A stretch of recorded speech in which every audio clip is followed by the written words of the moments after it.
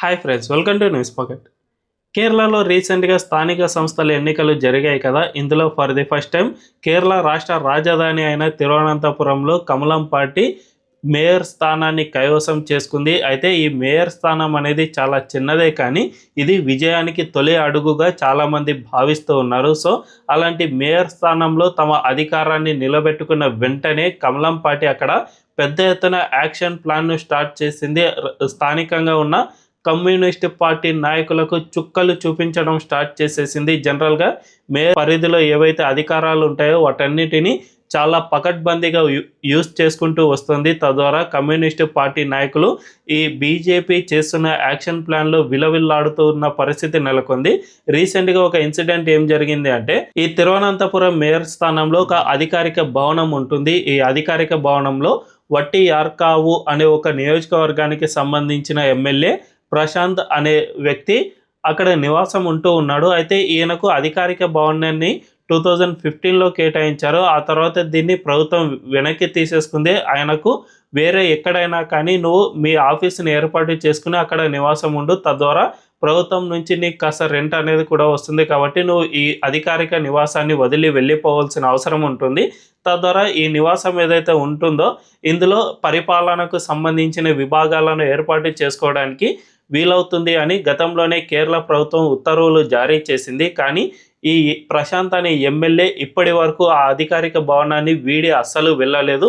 2019 నుంచి అక్కడ ఖాళీ చేయమని చెప్పినా కూడా ఆయన ఖాళీ చేయకుండా, ఇది చాలా విలాసవంతమైన భవంతి కాబట్టి ఇక్కడే నివాసం ఉంటాను అనే విధంగా ఆయన ప్రభుత్వాన్ని గతంలోనే సవాల్ చేశాడు. దీంతో అందరూ కూడా ప్రభుత్వము అండ్ ఇతను కూడా కమ్యూనిస్ట్ పార్టీ ఎమ్మెల్యేనే కాబట్టి ప్రభుత్వం చూసి చూడనట్లు వ్యవహరించింది. కానీ ఇప్పుడు తిరువనంతపురంలో మేయర్ స్థానాన్ని గెలుపొందిన కమలం పార్టీ మాత్రం దీనిపై ఎట్టి పరిస్థితుల్లోనూ ఉపేక్షించేది లేదు, మీరు ఖచ్చితంగా దీన్ని ఖాళీ చేయాల్సిందే అనే విధంగా అక్కడ కమలం పార్టీ యాక్షన్ ప్లాన్ స్టార్ట్ చేసేసింది.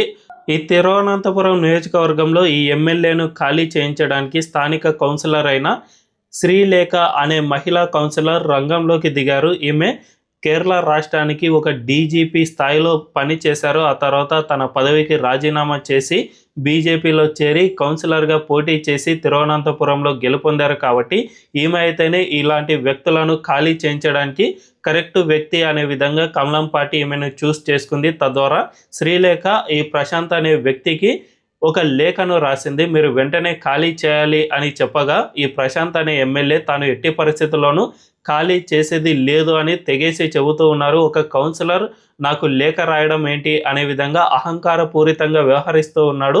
అంతేకాకుండా నేను ఈ ఇంటికి రెంట్ కడుతూ వస్తూ ఉన్నాను కాబట్టి అసలు దీన్ని వెకేట్ చేసే ప్రసక్తే లేదు అనే విధంగా ఈ ప్రశాంత్ అనే ఎమ్మెల్యే తెగేసి చెబుతూ ఉన్నారు. దీనంతటిని చూసుకుంటూ ఉంటే ఖచ్చితంగా కేరళలో జస్ట్ ఇదొక్క ఎమ్మెల్యేకు సంబంధించిన వివాదం మాత్రమే కాదు, కమలం పార్టీ కమ్యూనిస్టు పార్టీ ఆ రాష్ట్రంలో చేస్తున్న అరాచకాలు లేదంటే ప్రభుత్వ నిధులను ఏ విధంగా దుర్వినియోగం చేస్తున్నారు అనే దాన్ని పూర్తిగా హైలైట్ చేయడంలో భాగంగానే ఈ ఇష్యూను టేకప్ చేసింది అని స్పష్టంగా అర్థమవుతుంది. నిజానికి ఆ రాష్ట్రంలో కమ్యూనిస్టు పార్టీ హయాంలో ఎన్నో అరాచకాలు జరిగాయి. నొక్కు కూలి అంటూ లేదంటే హమాలీలు వీళ్ళంతా కూడా కమ్యూనిస్టు పార్టీలకు సంబంధించిన వాళ్ళు మాత్రమే ఉంటారు. వీళ్ళు చెప్పిందే వేదం అనే విధంగా ఆ రాష్ట్రంలో నడుస్తుంది. ముఖ్యంగా నొక్కు కూలి అంటే ఏమిటో మనం తెలుసుకుందాం. జనరల్గా మనం ఎక్కడైనా ఇంటిని వెకేట్ చేస్తున్నప్పుడు లేదంటే ఇతర ప్రాంతాల్లో మనం కొత్త ఇంటిని కొనేటప్పుడు లారీని తీసుకొచ్చి అందులో సామాన్లు మనమే దింపుకుంటాం. కొన్ని పెద్దవైతే పక్కింటి వాళ్ళ సహాయం తీసుకుంటాం. మరీ అవసరమైతే ఎక్కడైనా హమాలీలు వీళ్ళు ఒక ఇద్దరిని పిలుచుకోవచ్చి మనం వాటిని దింపుకొని ఇంట్లో సర్దుకుంటూ ఉంటాం కదా. కానీ కేరళలో మాత్రం అలా అస్సలు కుదరదు. ఎక్కడైనా ఇల్లు ఖాళీ చేయాలంటే స్థానికంగా ఉన్న కమ్యూనిస్టు పార్టీ సంఘాలకు ఈ విషయం చేరవేస్తారు. తద్వారా వీళ్ళంతా కూడా ఈ హమాలీలను అవసరం లేకపోయినా సరే ఆ ఇంటికి పంపించేస్తారు. వీళ్ళు సామాన్లు ఎత్తాలన్నా ఎత్తకపోయినా కూడా ఖచ్చితంగా వాళ్ళకు నొక్కు కూలి చెల్లించాల్సిన అవసరం ఉంటుంది. జనరల్గా సామాన్య లేదంటే చాలా పేద ప్రజలు ఇలా లారీలు ఇవన్నీ తీసుకురారు. చిన్న చిన్న టాటా ఏసీ లాంటి వాహనాలను తీసుకొచ్చి వాళ్ళకు వాళ్ళు ఎత్తుకుంటూ ఉంటారు కదా. అది కూడా ఈ కమ్యూనిస్టు పార్టీ సంఘాలు అలో చేయవు. ఖచ్చితంగా మీరు ఇల్లు వెకేట్ చేస్తున్నారు అంటే మాకు ఇంత చెల్లించాల్సిందే అనే విధంగా వీళ్ళు అక్కడ డిమాండ్ చేస్తూ ఉన్నారు. అంతేకాకుండా జస్ట్ ఒక ఇంటికి మాత్రమే సంబంధించిన ఇష్యూ కాదు ఇది. ఆ రాష్ట్రంలో ఉన్న అన్ని పారిశ్రామిక సంస్థల దగ్గర ఇదే పరిస్థితి ఉంటుంది. ఒక లారీ లోడును దింపాలంటే కూడా వీళ్ళకు పెద్ద ఎత్తున ఛార్జీలను చెల్లించాల్సిన పరిస్థితి ఉంటుంది. ఇక విద్యార్థి సంఘాల విషయానికి వస్తే కమ్యూనిస్టు విద్యార్థి సంఘాలు ఆ రాష్ట్రంలో కాలేజీల్లో అరాచక పాలన అనేది కొనసాగిస్తూ ఉన్నాయి.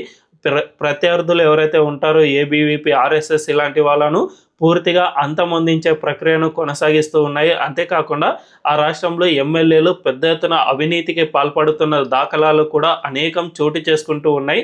ఈ విధంగా చిన్న చిన్న ఇష్యూస్ అంటే అధికారిక భవనాన్ని ఆక్రమించడం ఇలాంటివి చాలా ఎక్కువగానే జరిగాయి. కానీ ఇప్పటి వరకు ఆ రాష్ట్రంలో ఏ పార్టీ కూడా వీటిని ప్రశ్నించిన దాఖలాలు లేవు. ముఖ్యంగా కమ్యూనిస్టు పార్టీకి ప్రధాన ప్రతిపక్షంగా అక్కడ యూడిఎఫ్ కూటమి ఉంటుంది. ఈ యూడిఎఫ్ అంటే కాంగ్రెస్ నేతృత్వంలోని కూటమి అని చెప్పుకోవచ్చు. ఈ కాంగ్రెస్ పార్టీ అండ్ కమ్యూనిస్టులు ఇద్దరు ఒకే తాను ముక్కలు కాబట్టి ఖచ్చితంగా వీళ్ళు ఒకరినొకరు ఈ విషయాల్లో అస్సలు విమర్శించుకోకుండా ఇటు యూడిఎఫ్ ఎమ్మెల్యేలు అండ్ ఇటు ఎల్డిఎఫ్ ఎమ్మెల్యేలు ఇద్దరు కూడా కుమ్మక్కై అక్కడ అవినీతికి పాల్పడుతూ ఉన్నారు. తద్వారా ఆ రాష్ట్రంలో చాలా అరాచక పాలన అనేది కొనసాగిస్తున్నారు. అందువల్లనే భారతదేశ వ్యాప్తంగా అన్ని రాష్ట్రాలు ఆర్థిక వ్యవస్థలో దూసుకుపోతూ ఉన్నాయి. అంతేకాకుండా పారిశ్రామిక రంగాన్ని ప్రోత్సహిస్తూ ఉన్నాయి. ఎప్పుడు పెట్టుబడులు వచ్చినా కూడా రెడ్ కార్పెట్ పరిచి మరి ఆ రాష్ట్రాలకు పెట్టుబడులు తెచ్చుకుంటున్నారు. కానీ కేరళలో మాత్రం ఇది అస్సలు జరగడం లేదు. కేరళకు భౌగోళికంగా చాలా ప్రాధాన్యతలు ఉన్నాయి. ఆ రాష్ట్రానికి పూర్తిగా సముద్ర తీరం ఉంది. అంతేకాకుండా ఈ సముద్ర తీరం అనేది భౌగోళికంగా చాలా ఇంపార్టెంట్ పొజిషన్లో ఉంది. విజింజం పోర్ట్ అనేది చాలా అంటే చాలా కీలకమైన పోర్ట్ ఇది. సో ఇలాంటి పోర్టు అండ్ భౌగోళికంగా అనేక అనుకూలతలు ఉన్న కేరళ రాష్ట్రంలో కూడా ఒక్కటంటే ఒక్క కంపెనీ కూడా పెట్టుబడులు పెట్టేందుకు ముందుకు రావడం లేదు. అంటే ఆ రాష్ట్రంలో ఈ కమ్యూనిస్టు పార్టీ సంఘాలు ఎంత పెద్ద ఎత్తున అరాచకాన్ని సృష్టిస్తున్నాయో అర్థం చేసుకోవచ్చు. అందువల్లనే ఆ రాష్ట్రంలో ఇప్పటికీ కూడా పెద్దగా పెట్టుబడులు అనేవి రావడం లేదు. దీనివల్లే కేరళలోని చాలామంది నర్సు కోర్సులను తీసుకోవడం, ఇతర దేశాలకు వలస వెళ్ళి అక్కడ నర్సుగా ట్రైనింగ్ తీసుకొని అక్కడే పని చేస్తూ ఉండడం ఇలాంటివి చాలానే జరుగుతూ ఉన్నాయి. కేరళలో అత్యధిక అక్షరాస్యత రేటు ఉన్నా కూడా అక్కడ ఏ విధంగా పెట్టుబడులు ఇవేమీ రావడం లేదు. అంటే ఖచ్చితంగా ఆ రాష్ట్రంలో అరాచక పాలన ఉందనే చెప్పుకోవచ్చు. కానీ ఇప్పటి వరకు కాంగ్రెస్ పార్టీ అక్కడ పెద్దగా ప్రశ్నించలేదు. కానీ ఇప్పుడు బీజేపీ ఆ రాష్ట్రంలో పెనట్రేట్ అవుతోంది కాబట్టి ఇకపై నుంచి రాష్ట్రంలో కమ్యూనిస్టులను ఉక్కిరి బిక్కిరి చేసేందుకు కమలం పార్టీ ప్రయత్నాలు చేస్తూనే ఉంటుంది. ఆ పార్టీ స్థానికంగా ఎన్నెన్ని అరాచకాలకు పాల్పడిందో వాటన్నిటి చిట్టా ఇప్పుడు బయట పెట్టే అవకాశం ఉంటుంది. కాబట్టి ఖచ్చితంగా భవిష్యత్తులో కేరళలోని ప్రజలు కమ్యూనిస్టు అండ్ కాంగ్రెస్ పార్టీలు కుమ్మక్కై ఏ విధంగా అరాచక పాలన సృష్టించాయో పూర్తిగా వివరించే ప్రయత్నాలు చేయవచ్చు. ఇదే కనుక జరిగితే భవిష్యత్తులో ప్రజలంతా కూడా కమలం పార్టీ వైపు మొగ్గు చూపే అవకాశాలు ఉన్నాయి. ఇప్పటికే ఆ రాష్ట్రంలో ఒక ఎంపీతో పాటు for the first time mayor స్థానాన్ని సైతం గెలుపొందారు. అంతేకాకుండా లోకల్గా గ్రామ పంచాయతీలో అనేక స్థానాల్లో కమలం పార్టీ విజయం సాధించింది. కాబట్టి ఇవన్నీ సినారియోను చూసుకుంటే ఖచ్చితంగా ఈ విజయం నుంచి కమలం పార్టీ అక్కడ పెద్ద ఎత్తున గ్రౌండ్ వర్క్ చేసేందుకు యూజ్ అవుతుంది. ఈ గ్రౌండ్ వర్క్ ద్వారా కమ్యూనిస్టు కాంగ్రెస్ పార్టీల అరాచకాలను బయటపెట్టి భవిష్యత్తులో అక్కడ అధికారం దిశగా ప్రయాణం చేసేందుకు ఇది మార్గం వేసే అవకాశం ఎంతైనా ఉందనే చెప్పుకోవచ్చు. మరి ఈ వీడియోపై మీ అభిప్రాయం ఏంటో కామెంట్ల రూపంలో తెలియజేయండి. అండ్ ఈ వీడియో కనుక మీకు నచ్చినట్లయితే ఖచ్చితంగా మా ఛానల్ను సబ్స్క్రైబ్ చేసుకుని బెల్ ఐకాన్ క్లిక్ చేయడం అస్సలు మర్చిపోవద్దు. Thank you.